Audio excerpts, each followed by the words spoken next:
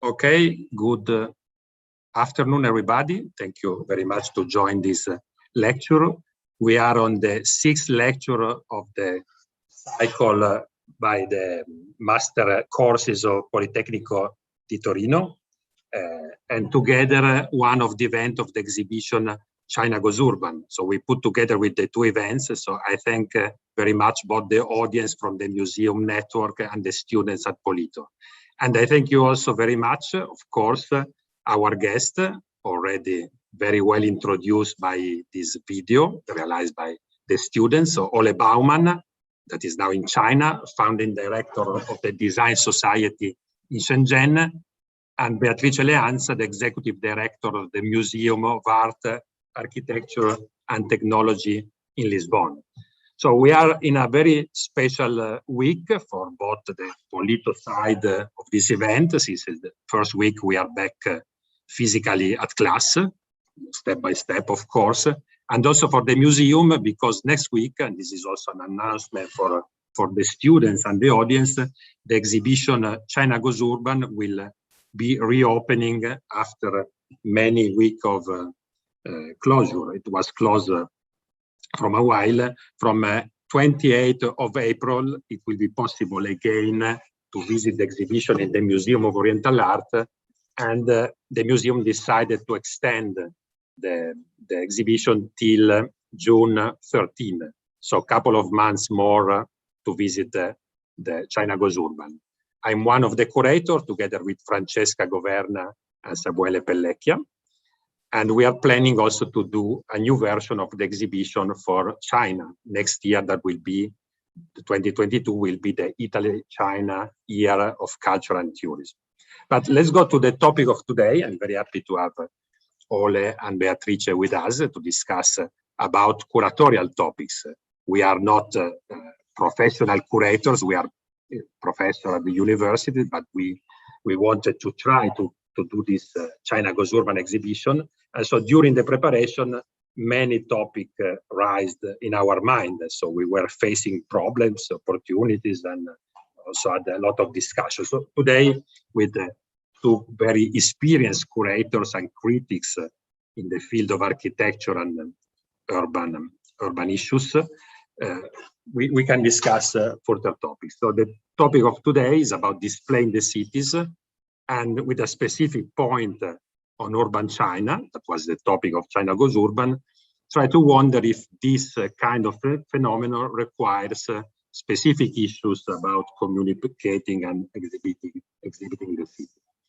We organized this as a conversation, as a kind of head-to-head interview. So we will have some questions for both of you, Ole and Beatrice, and some specific question to each of you according to your background and your specific experience.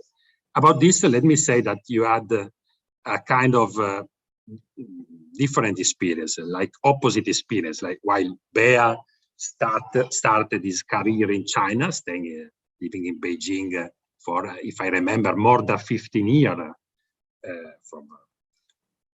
from the beginning of this century, and then moved to Lisbon last year, 2 years ago, to direct the museum. In the case of Ole, was the opposite. So after a very strong background working in Europe as a critic, as a curator, in many different experiences that you have seen from the video, he moved to China 4 years ago to found the, as we said before, the Design Society in Shenzhen. So starting from this is the first question from both of you, and so maybe Ole can be the first to answer. The question is about how, telling our students, our audience, how did you get the opportunity to start working with the topic of urban China, and in case of Ole, if coming to China or already before, and confronting your previous and following respectively works as critic and curators in the West, if exactly the topic of today, if displaying the city in China requires to address specific ways of exhibiting and communicating. So please, Ole, the floor is yours. Thank you very much. Okay, Michele, thank you very much for the introduction. And indeed, I think it's an interesting observation you made about different journeys that Bea and I made or went through in the last 10 to 15 years. I never thought about this difference, but you may be right that it's interesting to compare different experiences, especially since we are in a situation of recalibrating the relationship, the cultural relationship, of course, also the economical relationship between China and the West. So in this process of recalibration, I think it's important and at least interesting to observe how individuals acting in the field of architecture, design, institution making, critical discourse, how individuals navigate and negotiate in that process. In my personal case, I can give you a few examples of, let's say, steps that I made on this journey, highlighting some experiences that may be illustrated well by seminal pictures. So if you don't mind, I share my screen so I can explain what these steps are about in a more visual way. So if I go back 15 years, my first, let's say, explicit encounter with cultural China and urban China was as an editor of a magazine called Volume.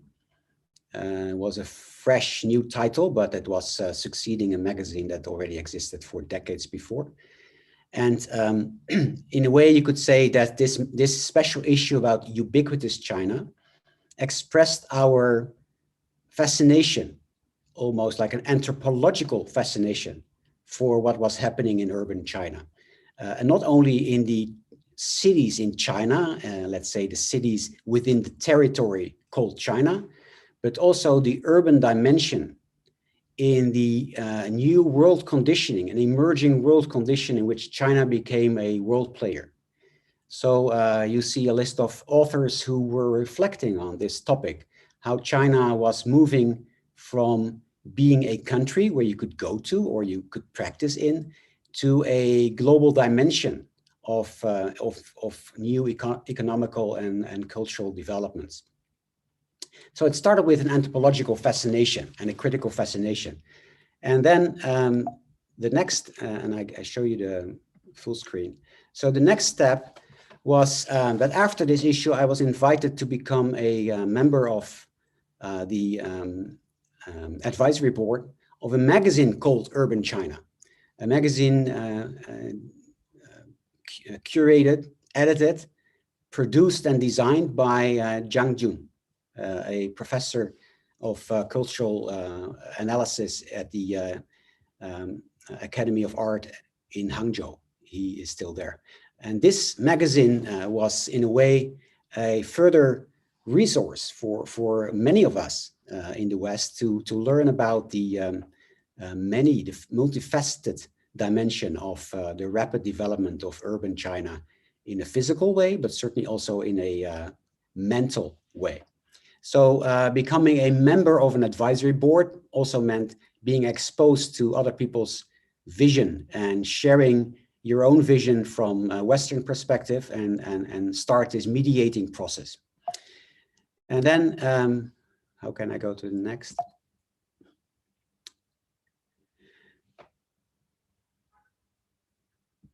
I think there's something, let me go back. We see the next.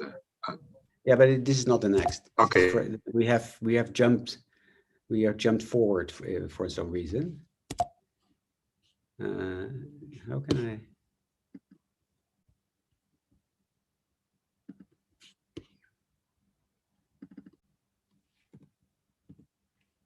Why can I suddenly not change the?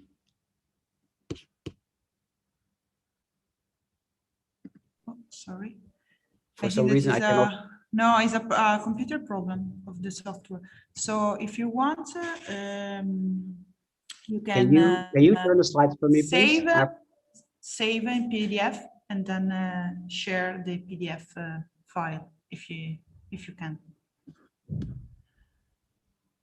Save as. Try again. No, but I cannot even escape the full screen sharing. So I cannot save okay. this document. Can you please go through the slides for me? We could. Yes, you can go through the slide without share screen if you want. Without sorry, full screen. Only with the program, with the PDF, with PowerPoint program. You think so? Share only PowerPoint.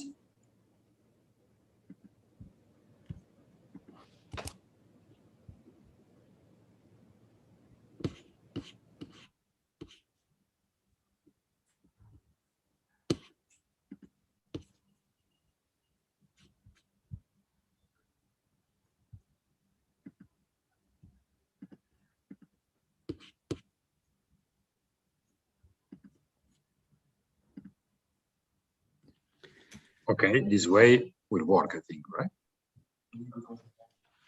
Let's try again. So the third step I would like to highlight is the collaboration. So we started to jump from reflection and discourse to actual collaboration and do things together with Chinese creatives. So on behalf of the Netherlands Architecture Institute, where I became director, we started to collaborate with a group of Chinese architects on the issue of affordable housing in 2009, 2010. And we invited them to come to Holland and study affordable housing examples from back to 100 years. And started a creative process to develop a new typology for affordable housing in Beijing.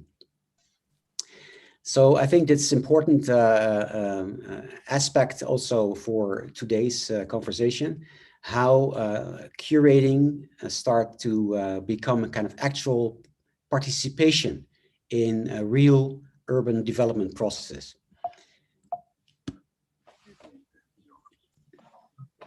So here you see how we, after research, we started to work together, design, and actually present the results of this design process, this collective design process, to pitches to Chinese real estate development agencies, especially the company Vanke, led by some enlightened clients, so to speak, who were keen to see what would happen if you hybridize Chinese knowledge and Dutch knowledge in this respect. And some interesting typologies came out of it. Actually, you showed this picture before in the introduction. This is a design by Zhang. And we presented a almost full scale, a 1:10 scale exhibition of all these new typologies on the occasion of the 4th UABB, the Shenzhen Biennale. So 2 years later, next step, I was invited to become creative director of the UABB, and I was inspired by a venue that was suggested to the UABB as a possible place where the exhibition could take place. But actually the space of this factory was so impressive and promising that my proposal was to actually present the transformation of this entire factory as the main exhibition. So rather than use an old factory as a background of an exhibition, the factory itself became the main exhibition. And for that, we could rely on no longer on exhibition budgets, but on building budgets. So some investment budgets of this company, the owner, were coming to play already to transform as a first step the factory as a cultural venue. And then we started to reimagining and reconceive the program of this old glass factory into a place for culture. Rebranded it as Value Factory, Jiajie Gongchang, in the western tip of Shenzhen. And as you can see, no longer embodying a special economic zone, but a special culture zone as a new way to conceive the relevance of the creative vibrance of the city. And even beyond that venue, we started to use other buildings in town to let's say, to lead people the way to find that factory and to come to its activities. And then finding at the very introductory space a statement about this shift from mass production in industrial China to a spirit of creation in a post-industrial urban setting. And here you see the result of that same space that you saw in the beginning, this time as a space of representation. And actually also outside, we merged the urban with the landscape aspect by showing a Hong Kong project, rooftop shapes of one particular block in Jordan, in Hong Kong, Kowloon, and used it as a floor plan of a new urban garden that provided 2 harvests in the course of 3 months. So finally, last step of curating architecture and design, and actually do architecture and design in China, was the project that I recently left, starting a new institution called Design Society, where we were able to let's say, implement the lessons that we learned in this exhibition, Wayfinding Creative Shenzhen, the first exhibition of Design Society, and trying to provide a podium, this time in a very respectable physical form, a building designed by Fumihiko Maki, sorry, I can go back. So as let's say, the venue to not only to present a museum program in a classical way, but actually a slice of city life occupying this building, which provides 40% of its floor plan to public space. So as a last step of first thinking and reflecting and exchanging ideas with Chinese communities, to a urban intervention of quite considerable scale, providing opportunities for Chinese citizens to participate and take up their own role in cultural production. So this is as a kind of answer how China allowed me personally, but also apparently has a certain appetite for a art of curation that let's say goes on average goes further than what I experienced in my own career in what is allowed to happen in Western countries so far, although some changes are at the horizon, apparently. Thank you. So far, so good. Yeah. It's okay. Okay. No, I'm happy that you raised a very important issue about how curating can also become a way of really doing actual work of city transformation and city development. This will be an important topic for us today. But now I will leave immediately the same question to Beatrice. So please, Bea. Grazie, Michele. So for the invitation, for sure, and to take me down this memory lane, you know, that in some sort of like, you know, relativistic, you know, Chinese universe, given I've just been, you know, 2 years now away from China, actually feels like an eternity. And I think that there is, to cut back into the conversation, a temporal dimension, a sort of like diachronic, factor that comes into understanding many, of course, of the sort of topics that Ole already raised, but in understanding a sort of difference, I believe, that there is between the image of China, the image of urban China, and an imaging, so not imagining, but imaging urban China. And I think this is critical because as cultural producers or academics, we anyway play a sort of a mediating role in rendering back processes, ideas that in the case of China, particularly over the past, well, more than 20 years now, were concomitant with their happening. So, and Ole used an important word, I think, which is fascination. So my background is very different. I'm actually a sinologist by training, and I have a background in Asian studies. And so my research and what led me, to China was really driven by my research. So in fact, I come from, an artistic background.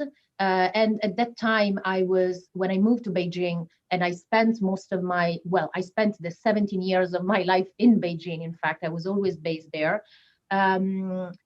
I moved because my research was really looking into how into a transforming relationship with what was considered back then a sort of Chinese avant-garde, so a sort of intellectual body, an intellectual coterie of people that included very different kind of intellectuals, into really providing a voice.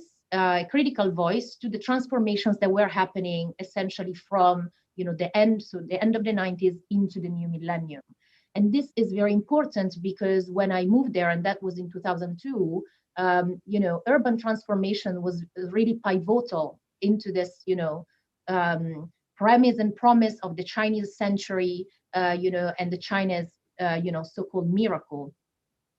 So I was working a lot with artists and intellectuals that really kind of were part of this process. And what is interesting is that these urban transformations, so the changing environment, the changing living environment of people became very much the topic of a lot of, for example, the arts, the cinematic arts, the visual arts, of the time. And it was just at that time then that a more critical voice coming from urbanism, from the practice of architecture, then starting to emerge.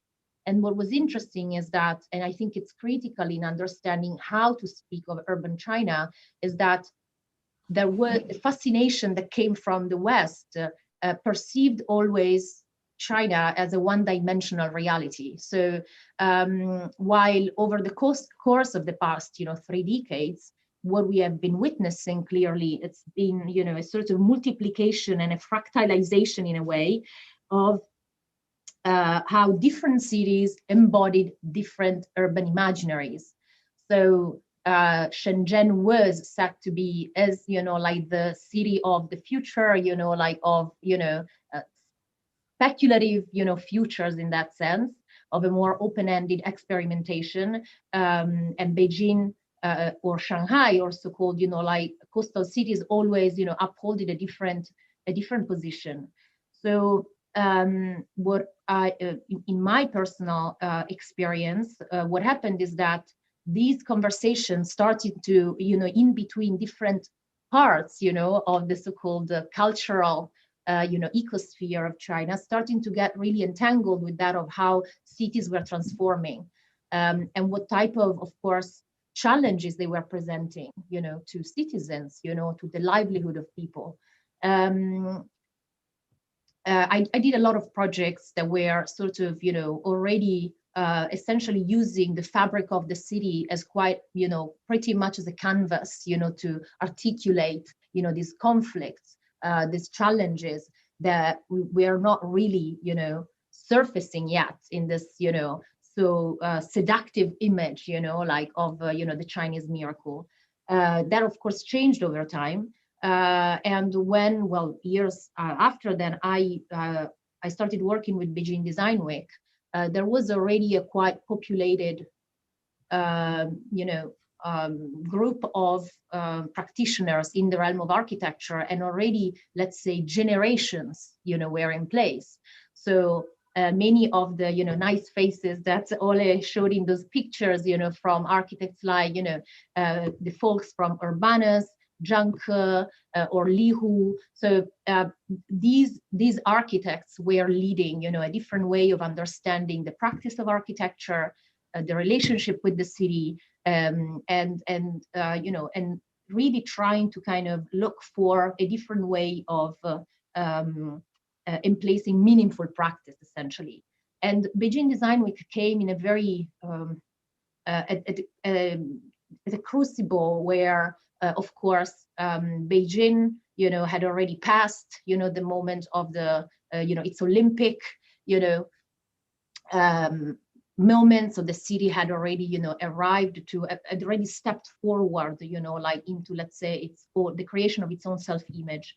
But the lack of, if you want, institutional, places and spaces, where this kind of conversation around urban change, social change could happen, allowed for temporary events, so perennial events, including the Shenzhen Biennale, or then how it's become, of course, Beijing Design Week, to become these platforms.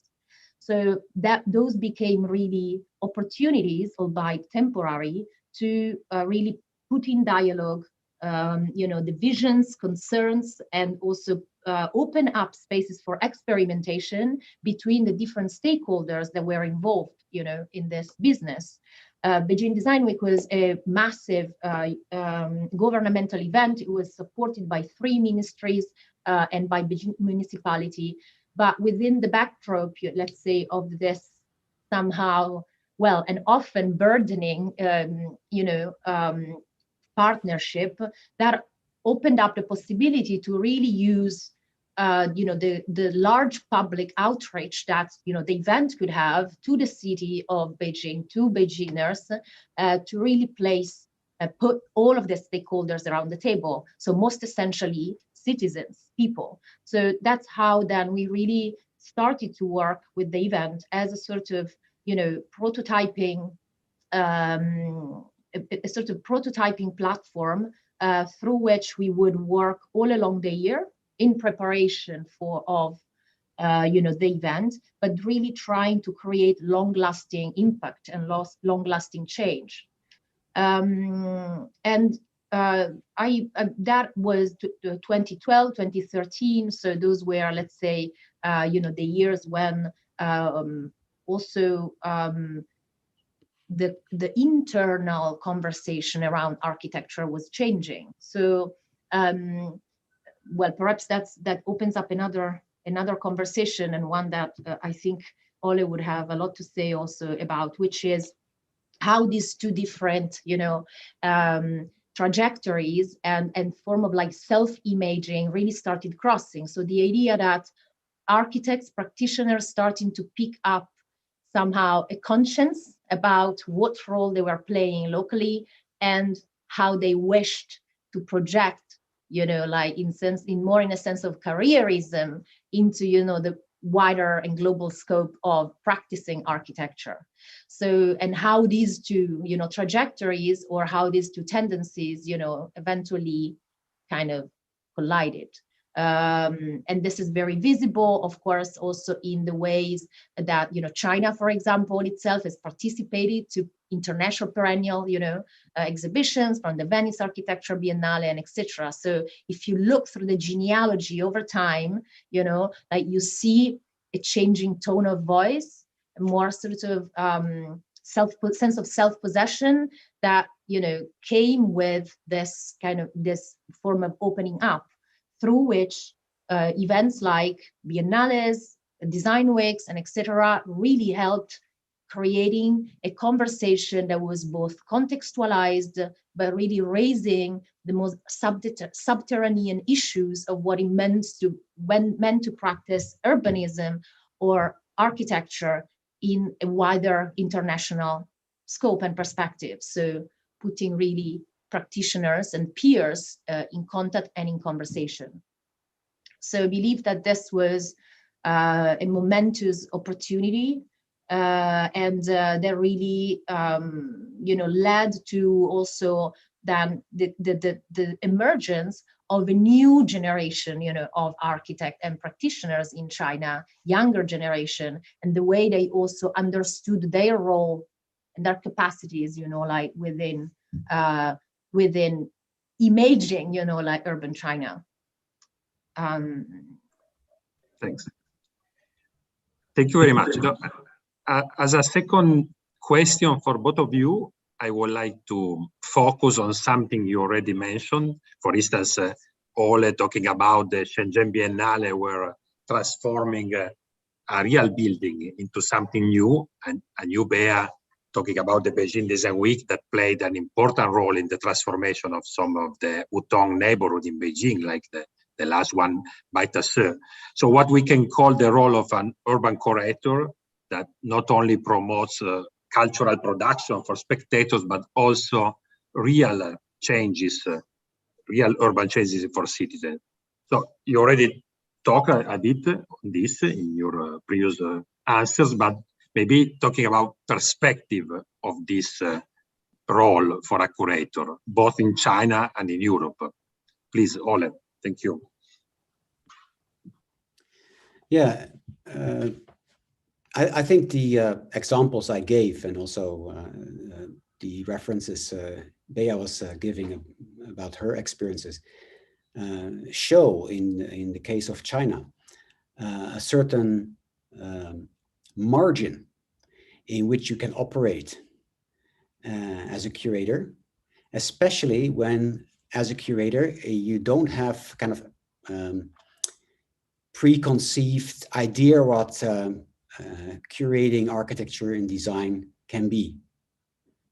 So as long as you believe in a kind of open-ended practice of curation, you can benefit a lot of a situation in which the institutional rigidity has not yet been established, right? So in a society, and an urban society especially, where not only curators and not only people working in culture, but actually almost everyone is in the process of reinvention, there is an incredible margin to reinvent the very practice of curation, and to foster very interesting, sometimes strange coalitions between you as a person, your organization, for instance, a design week or a biennale, and local stakeholders.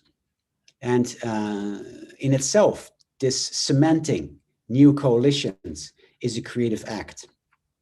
So I'll give you one example. When we thought about proposing to present the very venue of the Shenzhen Biennale as the main exhibition, rather than only as the backdrop of an exhibition, we only could do that by luring the owner of the factory into this thinking, and to make that company believe that this could be very helpful for them in the long run. So rather than only using a biennale as a marketing tool, which is a very common thing, so to attract attention to a certain urban area or to promote an existing brand, but actually to use the energy of a biennale as a catalyst for new thinking within that very big company, and by doing so for the whole area, is something that you cannot think, you cannot anticipate very early. It's something that you find as an opportunity while negotiating with such a client. And I think that is one of the special things of the Chinese condition, especially some years ago, where there is this margin to operate in a new way. But I must also admit that also in China, there are strong trends of solidifying a more classical thinking in terms of what an exhibition should do, what the Biennale should do, what a design week should do. And these forces are not always so beneficial, because this classical thinking also means making the same mistakes as in the West have been made many years before. And we don't need to point at two specific examples, but we all know that how in the West a kind of cultural awareness, historical awareness can also become a burden of a new kind of thinking. Maybe to finish, I can give you one example again about my practice in an institutional practice in the Netherlands as a director of the National Architecture Institute, which was about this very tension between the, let's say, the scripts of the institution and how to break through to create surprising, fresh situations within that institution. So I share the screen again.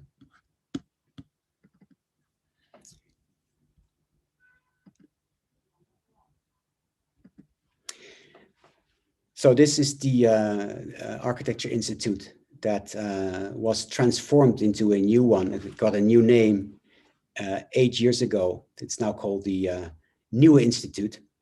And another very well-known curator, both Bea and I know very well, Eric Chen, recently got appointed as director there. I show you what I try to do in terms of breaking through the limitations of a professional institution as the Architecture Institute in a almost like literal, explicit way. So my first exhibition there in 2007 was about Le Corbusier, the great master. And when you wanted to see that show, you had to enter this, this professional territory of an institution like the NEI, by way of the bridge across the pond in front of the building. And of course, you can, if you are an architect, you may first think about a wonderful promenade architecturale and the way how Jo Koenen, the architect of the building, is mimicking some of the experiences that were once designed by Le Corbusier decades before. But in terms of providing a vibrant civic environment and to give people a role in the way architecture is conceived in society, there was something strange in this kind of sluice, this squeezing experience that you are in the city, and then you enter step by step, literally, this holy grounds of architecture. So to break through that distinction, this culture of distinction, not much later, I decided to ask the curatorial team of the NEI to think how to break the whole building open, literally, and to make this breakthrough not only a physical act, but also a rhetorical act. So this is the result of that. So we got away with the bridge, and we created a deck directly leading into the main hall of the building. And inside that main hall, the main gallery, which is about 1,000 square meters, we provided another civic square of the city of Rotterdam that was freely accessible. And we organized all kinds of events in that civic space. So we gave, in a way, we gave the Institute to the citizens. And as a consequence of this action, we actually removed the bridge. We took it away, literally. So we cleared the pond for a while. We took away the bridge, and we did it again by providing a new square in front of the building.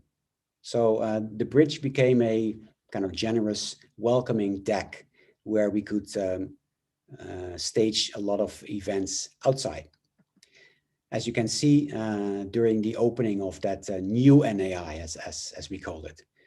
There was an explicit effort to give the institution back to the community and to organize community events to make this an experience rather than only a statement.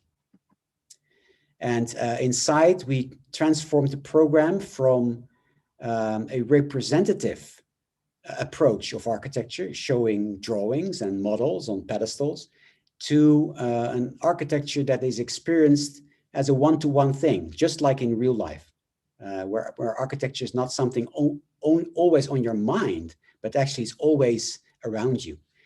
So we invited architects no longer to explain their work through previous work, but actually make a new work, like in this occasion by the architect Wiel Arets. And we offered a program on that very stage, evening by evening, with different disciplines, taking the floor literally, and using architecture as it is used in real life. And every evening there was something different. So we not only invited citizens to come into the building, but also invited other creative disciplines to use architecture as their field, as their world. Right, so that is an approach that, on the one hand, you can say it's a kind of curatorial innovation. At least for the NEI, it was quite new, but it also meant that you had to redefine architecture representation. You had to redefine the role of a national institute. You had to redefine the very notion of boundaries and facades. And let's say classical scripts like a promenade architecturale.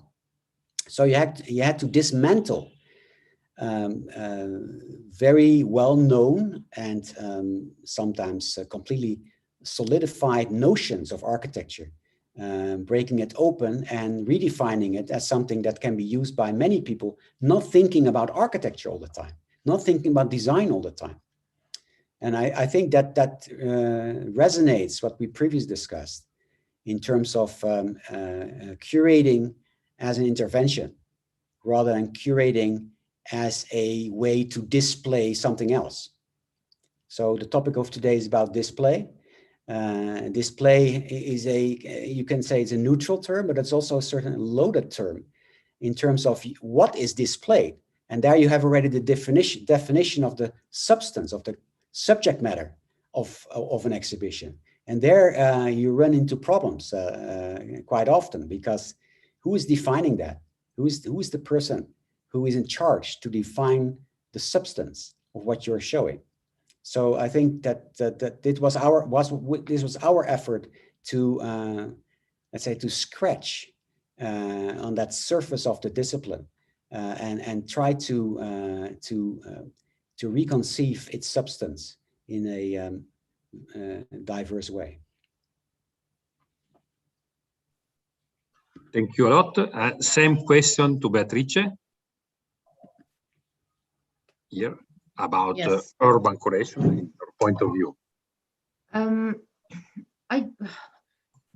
I think we have to contextualize a bit what we are talking about here, because while I am not necessarily a proponent of Chinese exceptionalism, I think that we have to also look always at things in a temporal perspective, in a sense that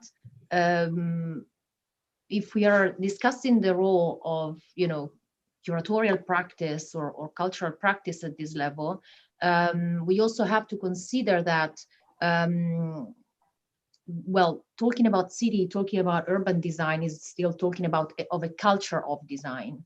And when these events that we've been talking about and the experience of Design Week happened, there was also a really heightened and somehow inflated attention brought onto at large the role of the creative industries and the cultural industries, in the development of the city. So the emergence of this type of large-scale public events was somewhat entangled into this process.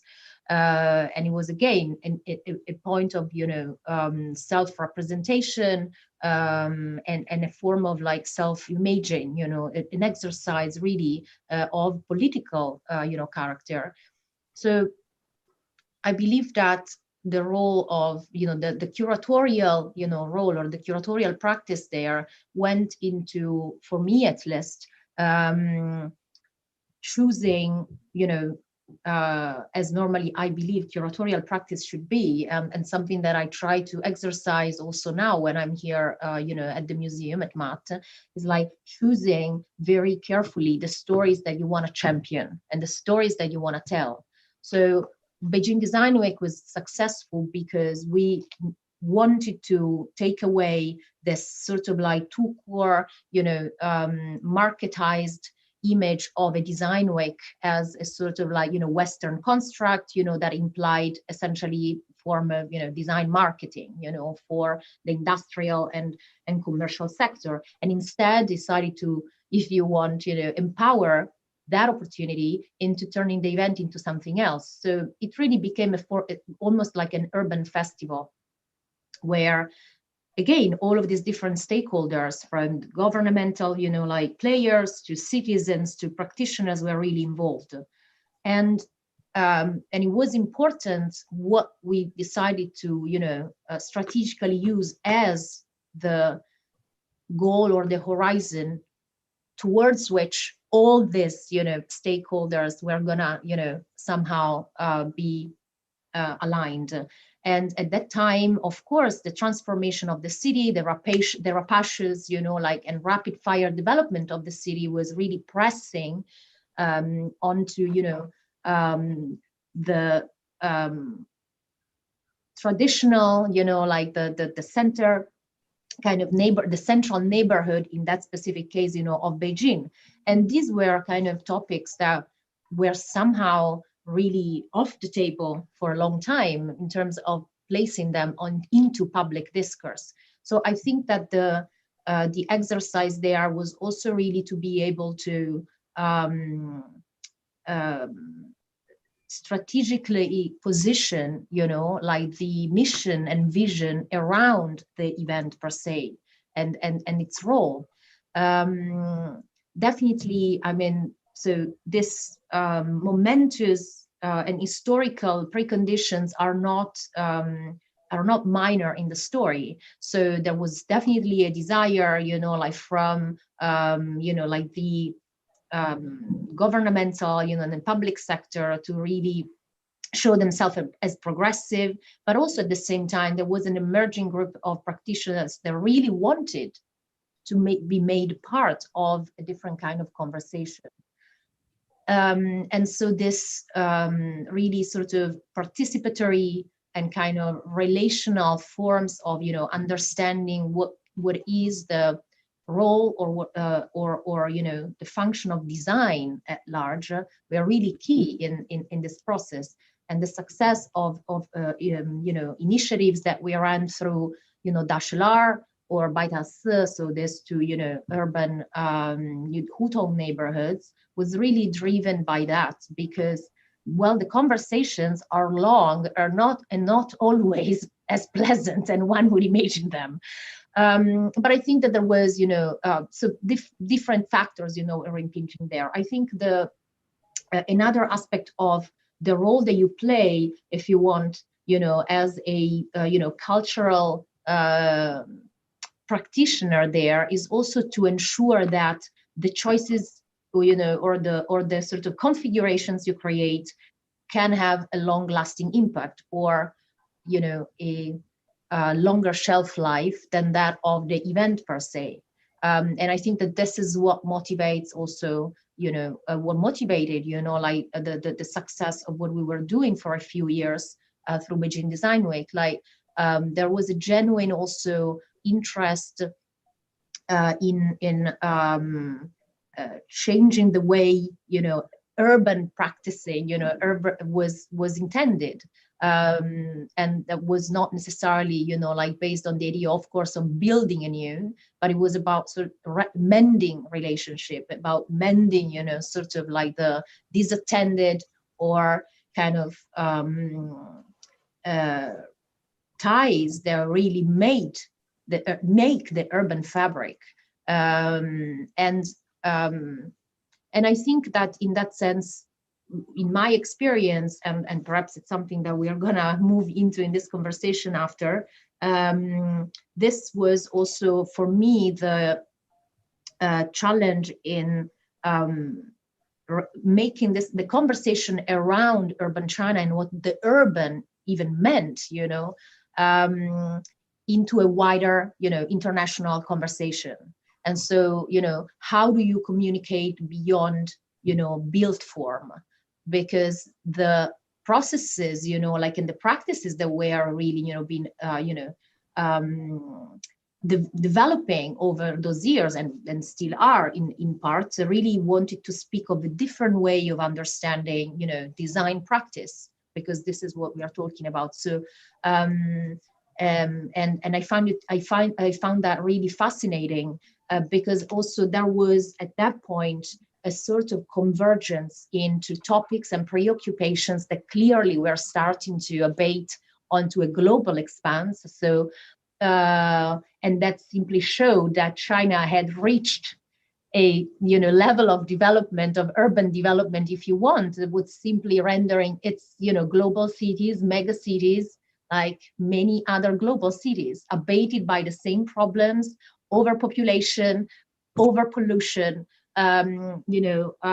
staggering economic, you know, and social diversity, et cetera, et cetera. So at that point, I think, you know, like the trajectories and the narratives really collided. And that's where I found really innovative ideas were emerging from the experience of China that I wouldn't see, you know, somewhere else. And therefore that then took, you know, to the experience, you know, and the project that, you know, we did in relationship with the Venice Architecture Biennale. But I guess that's where, Michele, you want to go after this. Yeah, yes, I can immediately continue, since as a second part of this event, I would like to go through some more individual questions, and maybe also the student will do. And the first for you, Beatrice, will be exactly about a topic we faced, a problem maybe we faced during the preparation of China Goes Urban. And I'm sure that in your initiative across the Chinese cities in the Venice Biennale, you also faced, is about, in an exhibition about the city, the Chinese city, but also in other cases, how to keep together both the high quality transformation, the authorial architectural quality, and the ordinariness of the urban development. This is something very different to be explained to the general public in terms of images, in terms of concept, but they should some way, especially talking about the Chinese city, stay together in the same room of the museum, in the same concept of an exhibition. So I would like to know, how did you address this topic in your exhibitions for across Chinese cities? Well, the genesis of Across Chinese Cities was really at the time when I was still at Beijing Design Week as creative director, and when we sort of wanted to start, you know, beginning in very simple terms, a sort of like a almost internationalization scheme. So how do we really, you know, champion what you know, what we see and what we support, you know, like along the year.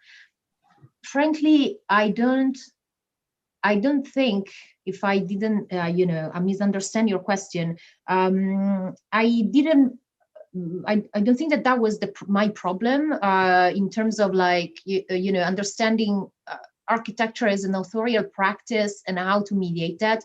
I think the challenge has always been, and was still, how to be able to kind of contextualize, you know, what we wanted, what we were doing. But the fact that we were already active in promoting, this form of like critical understanding or critical practice around design and the city, therefore definitely helped. And the way that we built the program was really driven by the conversations that we were having, on the ground with practitioners, like in China. So, and what I found, what I found interesting in that sense is that at the time, there was no, if you want, way to you either walk away from that sort of like again, monodimensionality of the issue of urban China, and and therefore the kind of narrative of urban development, that normally accompanies it, has accompanied it, from the past century, into the new millennium.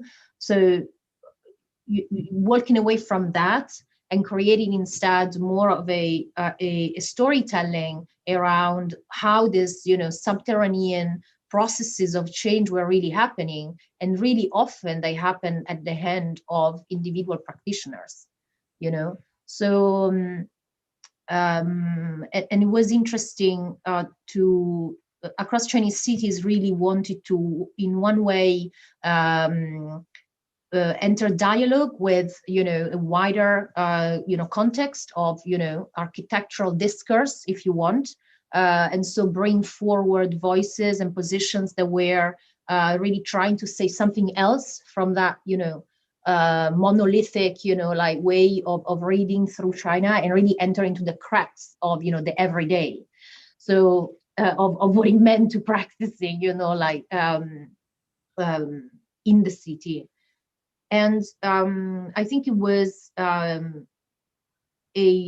successful project in a sense that it also gave voice for the first time on often on international stage to designers, practitioners that wouldn't have otherwise like that that exposure and that opportunity. So I'm no longer involved into this project. We did 3 editions since 2014. And so 2014, 16, and 18. Yes, that's, we did 3 editions. There were, I think we were fortunate also enough in terms of the moment, of what general, discourse, global urban discourse was about. So I frankly don't know what's unfortunately the future of that platform. But yeah, for sure, I mean, it was yet again, another way to provide a different view, or let's say an understanding of the processes that led to the emergence of different forms of practicing, architecture or urbanism, in China. And the diversity of it, sorry, just to cap, I mean, and then to provide also a sense of like the multiplicity of, contexts and positions, and the fact that, of course, within the context of the urban, so many other forces starting to come into place, which was like, of course, the changing and the transformation of what's the counterpart of the urban, which is the countryside, which is, of course, now a major, aspect of what is going on there. Yes. Thank you. Now, since we were talking about Biennale, I would like to ask a question to Ole, that worked with many different Biennale, that is about the future of Biennale of Architecture and Urbanism. So we are in 1 month, a new edition of Venice Biennale will open again in very difficult condition this year. But we are experiencing a change, in my opinion, that until recent years, Biennale and this kind of exhibition were exactly the place where to go and see and discuss the very news issues of the latest news of the international debate. While now we typically visit this exhibition where these topics, these news are widely anticipated by the new media, by online discussion at this time. So do you see a change, and how can the role of Biennale, in particular of architecture and urbanism, can be relaunched in this condition? Yeah, going back to the previous intervention, before I go into saying anything about biennales, I think there is a general issue of architectural exhibitions that has to do with the legitimacy of architecture itself. So as long as the legitimacy of architecture is no issue, as long as not only architects, but also the wider audience is very respectful to architecture, speaks highly of it, and appreciates the achievements of architects, and acknowledges the role of architects as a fundamental contributors to city making and to society. There is not a real issue of architectural exhibition making, because of course these exhibitions are apart from being important to the professional discourse, they're also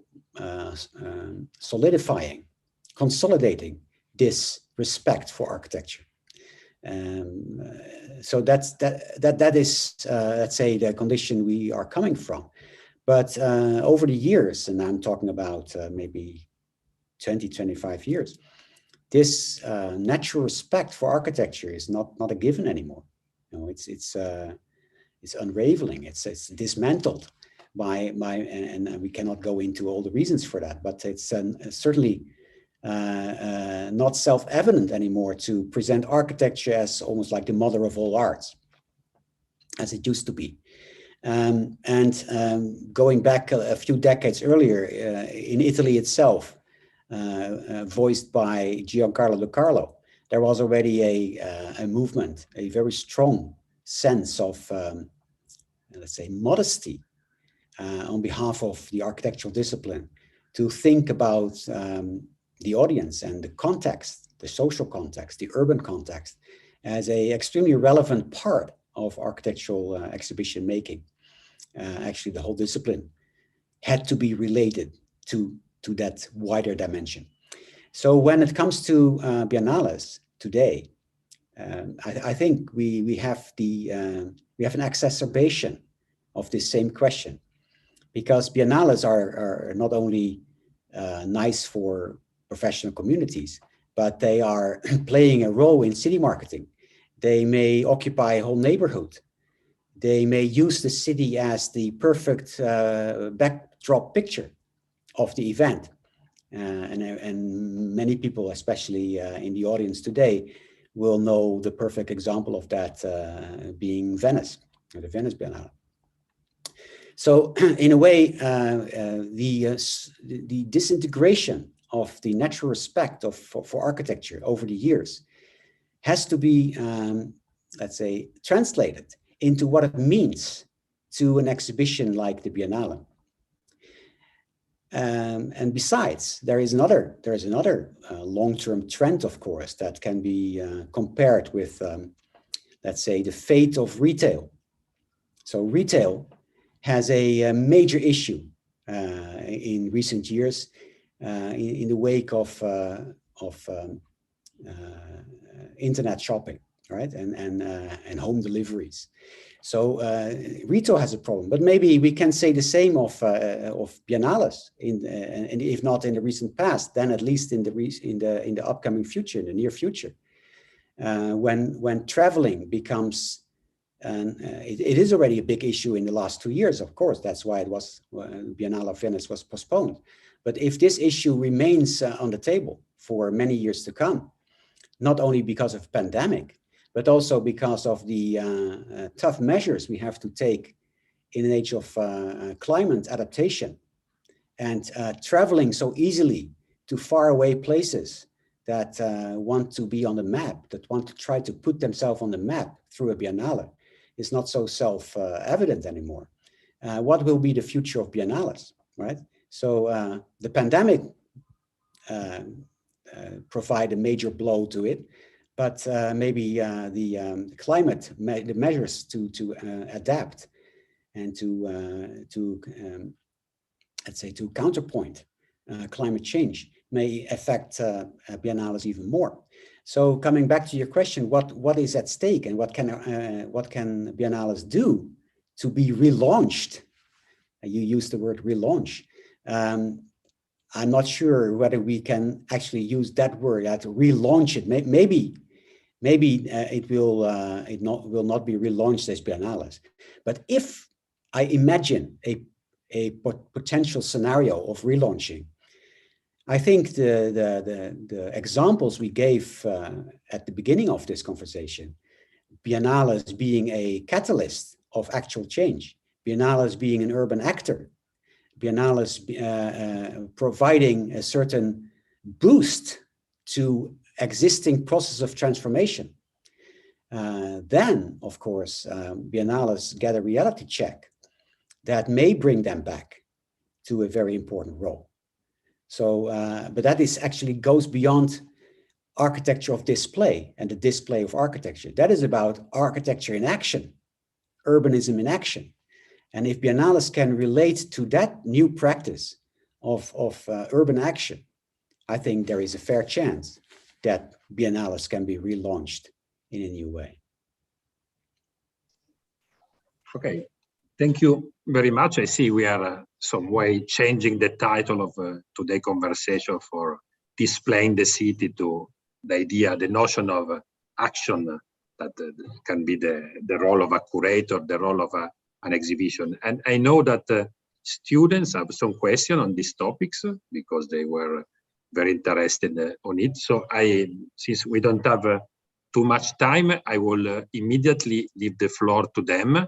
And I ask if some of the groups, some of the students would like to address questions to Ole Bouman or Beatrice Leanza.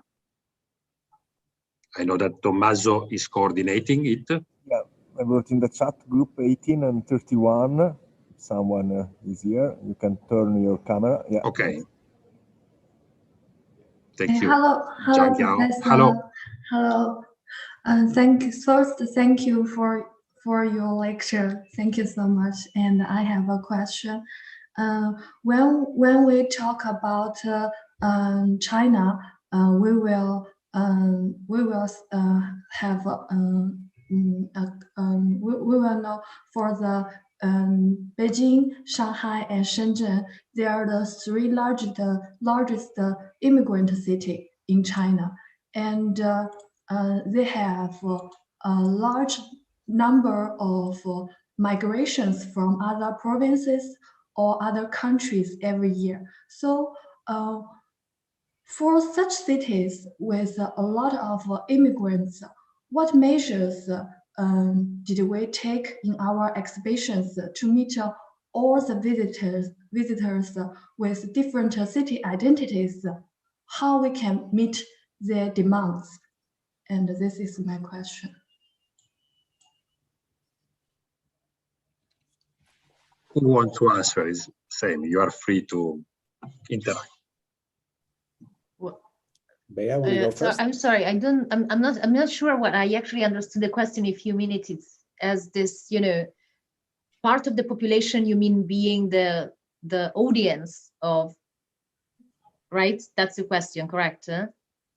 Well, it's a poignant question that you pose. I think what we have been discussing today, it's actually really. I mean, I don't want to speak on behalf of Ole, but I think that's the examples that we also brought. In general, we're really speaking of this, the idea also of a little bit demystifying the idea of a form of creative practice, of design practice as fundamentally objective in concept and in form, and instead also therefore placing it where it really kind of touches or the life of people that are involved, and you as practitioners and there's future designers, you'll have to, of course, keep in mind. It's a difficult it's difficult. It's a difficult, I think, process, but I believe that in a way, this idea of both situating, you know, the curatorially design, you know, discourse, if you want, really in the belly, you know, of the city, or in places where exactly people would be more easily you know, exposed to it, but also then embedding it into the context. And we have a lot of examples of that when we did projects in the hutongs, of course. Not that it was always successful, I must say, but I believe that the wiring of that conversation definitely starts from there. But I'm not sure there is an ultimate response to that, but it's good to pose oneself that question. Okay, thank you. Maybe I add something. If you think about these three Chinese cities that you're mentioning, I think all three, they have very important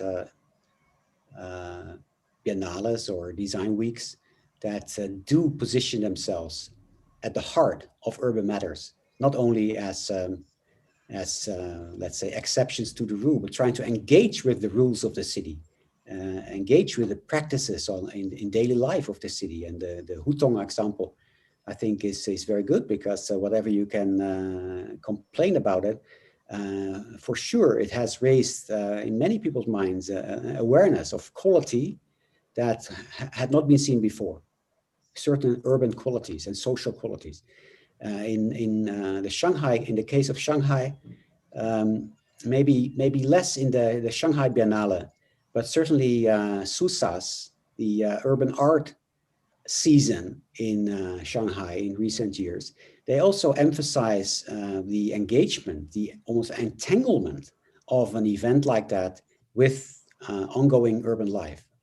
And in Shenzhen, for the UABB, the Biennale in Shenzhen, it certainly has been a key agenda for every single installment of the Biennale to be more than only a display event, but actually become a catalyst for urban transformation.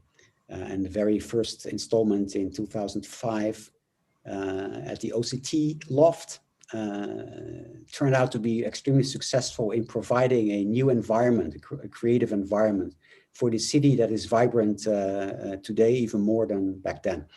So I think in three different cities, there was this role of a design, a cultural event on that scale that engaged with the city in a very large,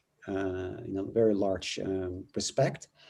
And by doing so, obviously also had to ask the question, how is it relevant? How can it be relevant for all these people in the city who are not constantly thinking about architecture or design, right? They may live there. They may enjoy it just because they like to enjoy an event, a cultural event, not because they want to know the next agenda of the discipline of architecture or design. And if you're able, as a Biennale, to materialize in such a way that you provide a slice of the city for a couple of months with some lasting effects for whole neighborhoods, for sure you are reaching the people. And in some cities, these people are more immigrants or arrival people. Others may live there already much longer, like in Beijing. But for sure, that is a way to reach them. It doesn't necessarily mean you reach all, but it's a way to reach them. Now, Michele may add one experience in his term as co-curator of the Shenzhen Biennale, because last time this development to position it as a urban event had reached a stage that you can start to wonder how effective it still is. But it's extremely interesting to consider what it means, because in their case, they positioned their main exhibition in a major hub, a transport hub, in the Futian station in Shenzhen. So the audience of the last UABB mainly consisted of people who were not even knowing that they were a visitor of an exhibition. They were crisscrossing through the space and running into a major exhibition. So this raises a lot of questions about what can an exhibition do in terms of urban life when it even gets such a position that it becomes a crucial node in the daily traffic, the daily commuting of people. Unfortunately, most of the time it was closed because of the pandemic, but as a concept, an approach to reach out and go into the city, I think it is a very interesting example and may require further thinking how you can do that again in an effective way. Thank you so much. Thank you. So since you are, I see you are many to do question, maybe you can do two or three of you together, 2 or 3 questions, so then Beatrice and Ole can react. Is okay? Okay. So 2 rounds, so maybe you and 2 others, and then another group of 2 or 3, if you agree. Yes. Okay. Okay. Okay. For the question 2 is China is a country whose culture has been passed down for thousands of years, and different cities have different traditional cultures. So if we are the architecture, how do you show the buildings are culturally connected to the pulse of urbanization in China? This is the second question. I suggest if anybody else of you, I see you switch on the camera, if you have more questions to group, maybe 2 or 3 questions together.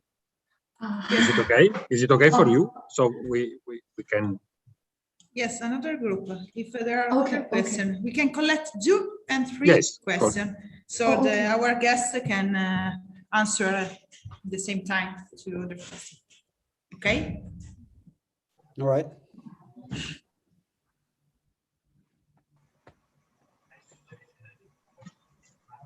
Hello. Hello, everyone. Please. Hi. Hello. I'm from Group 31. I have a question about the Chinese urbanization. I found our guests today have so many work and life experiences in China over the past decades. So I'm curious about your opinion, especially on from the point of view of curators, concerning the features of urbanization both in South China and North China. In other words, could you please share us with your opinions, your ideas about the similarities or differences between South China and North China in urbanization process? Okay, one more maybe, and then we leave the floor to our guest.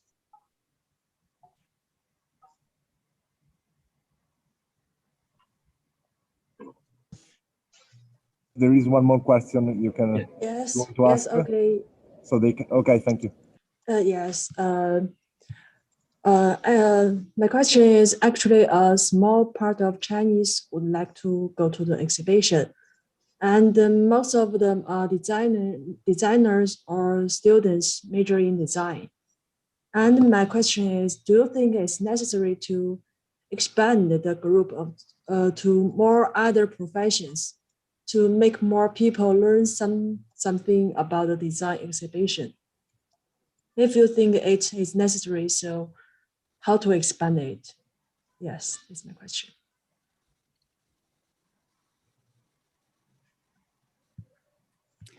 Okay. Well, shall I kick off? Yes, please. Yes. So the first 2 were a bit similar questions. The third one was very different.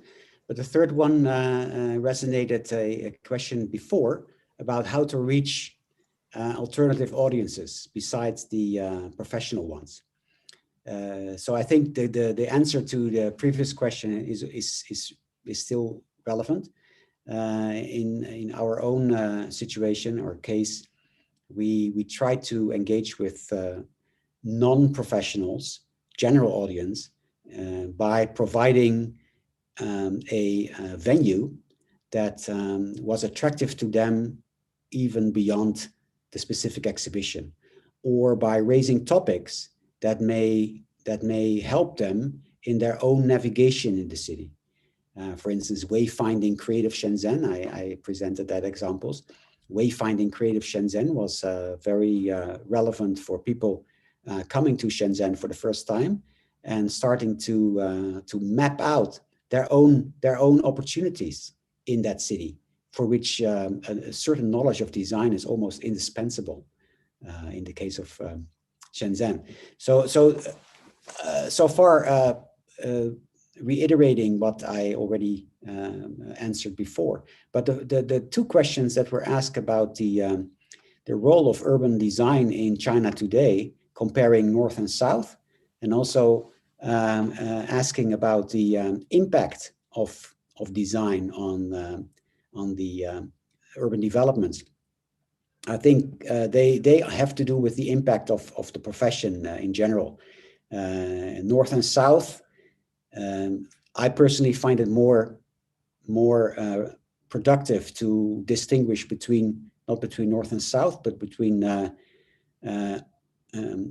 very new Chinese cities like Shenzhen that are, let's say, almost established through the mass urbanization in the wake of the reform and opening era by Deng Xiaoping, launched by Deng Xiaoping. But certainly older Chinese cities like Guangzhou and Beijing, certainly also Shanghai, they are different in nature. And when you think about the role of design and the conception of space and the discourse on how to lay out cities, I'm always struck by how in China already for almost 1,000 years, 800 years or so, there is an awareness of what a city is that is astonishing. And for instance, the map makers in China already from the Song dynasty, how they conceived of a city as something that you can map, conceptualize, and transform is wonderful. But if you think about the cities like Shenzhen, the new economic zones, etc., you have to think about entirely new elements when it comes to assessing the impact of urban design on city development. I'm not sure if that answers all the questions asked comprehensively, but let be at the start. Yeah, I'll try to do the same, like to try to put things together. I mean, I don't know how to speak of, the cities and somehow like preconceived, like ideas of North and South and etc. without falling into typecasting, which is also told from, like a Western person, like sounds a little bit appropriative, but I've lived 17 years in China, so it was definitely a long time. And I've always been in Beijing, and what's attracted me to stay in Beijing, also what made me always stay in the city, originally was the fact that, well, it was really a city of, intellectuals in a way, but that was because a lot of the 1980s, 1970s, and 1990s, like groups of artists, of avant-gardists, like were really based there. And so there was a sort of social context, like that allowed certain conversations to happen. I think over time, what became very obvious throughout, for me, in the experience of Chinese cities, was that each was really taking over its own position and its own positioning, within the wider scope of, an economic and the geopolitical ecosystem. So what Ole described about Shenzhen or the south, of course, you know, cities that were more on the frontier of this sort of like latest urban developments, if you want, understanding how, you know, creative economies entered into, you know, like the GDP of the city, what Shanghai became, you know, like in becoming a bit more of a porous, you know, like and open to all sorts of, if you want, ways of understanding design as a practice that spans from city to, you know, digital making. And so how over, particularly, I would say the past 10 years, even in general, the practice of design and what the cultural design is really started, you know, multiplying, you know, its voices in ways that can be, you know, like observed, I mean, anywhere in the world. When I think that going back to the events and the initiatives that we were discussing, you know, before, they also represented a very specific moment in time, I find, where cities like Beijing, for example, were really at the moment a bit at the forefront of pushing, you know, like this type of discourse, because also it was political. And another important factor, I think, in all of this, and in the way that, you know, we can, I believe, you know, like the relationship between past and present, you know, like can be understood and exercised also through this type of, you know, cultural platforms.